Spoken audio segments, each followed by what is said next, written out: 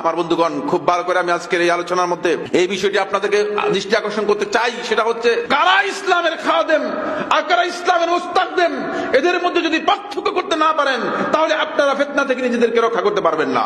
কোথায় কোথায় একজন আলেম নিজেকে মুফতি পরিচয় দিচ্ছে, নিজেকে অনেক বড় লকবধারী হিসেবে পরিচয় দিচ্ছে, কিন্তু আলেমদের ব্যাপারে, আহলুল ইলমদের ব্যাপারে, সত্যিকার হক্কানি আলেমদের ব্যাপারে এমন অশালীন বক্তব্য দিচ্ছে, তাদেরকে কোথায় কোথায় ইহুদির দালাল, কোথায় কোথায় ইসরায়েলের দালাল, কোথায় কোথায় তাদেরকে কাফের দুশমন, অমুকের দালাল তমুকের দালাল, এই যে কথাগুলো বলছেন, এগুলোর ভিত্তি কি? কিয়ামতের দিন কি আপনি এগুলোর উত্তর দিতে পারবেন? এই ভাই কি এই প্রশ্নের উত্তর দিতে পারবে? আমি স্পষ্ট করে বলতে চাই, খবরদার, যুবক সমাজ তারাও এদের পেছনে একেবারে লেজ তুলে তাদের পিছনে দৌড়াচ্ছেন। ভাই, কেন আপনারা এমন করছেন? একজন আলেম যখন একটা বক্তব্য দিয়েছে, আপনি হয়তো বুঝতে পারেন নাই, কিন্তু সাথে সাথে আপনার মন মতো হলো না, আপনার ইচ্ছা মতো হলো না, আপনার ধ্যান মতো হলো না, আপনার ধারণা মতো হলো না, আর সাথেই বলে দিলেন যে এই হচ্ছে ইহুদি দালাল। আমি স্পষ্ট করে বলতে চাই, এই সমস্ত আলেমরা যে কথাগুলো বলছেন, খবরদার আল্লাহকে ভয় করুন, খবরদার আপনার আল্লাহকে ভয় করুন।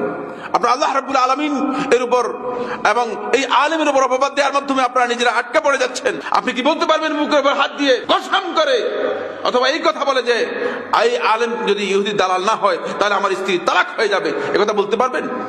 কেমন পর্যন্ত বলতে পারবেন? কিভাবে আপনি বলেছেন এই কথা?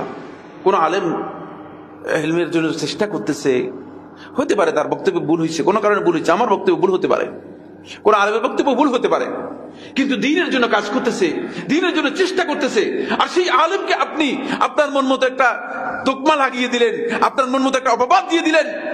খবরদার, আমি এদেরকে বলে দিচ্ছি, এবং এদের সাথে যে সমস্ত যুবকরা আজকে, তরুণরা যারা এদের সাথে পেছনে পেছনে ঘুরছে, তাদেরকে আমি বলে দিচ্ছি, কিয়ামতের দিন আল্লাহ রাব্বুল আলামিন তাদের ব্যাপারে কি ফয়সালা করবেন একটু জেনে নিন। আমি একটা হাদিস বলে আপনাদেরকে এটা স্পষ্ট করে দিচ্ছি।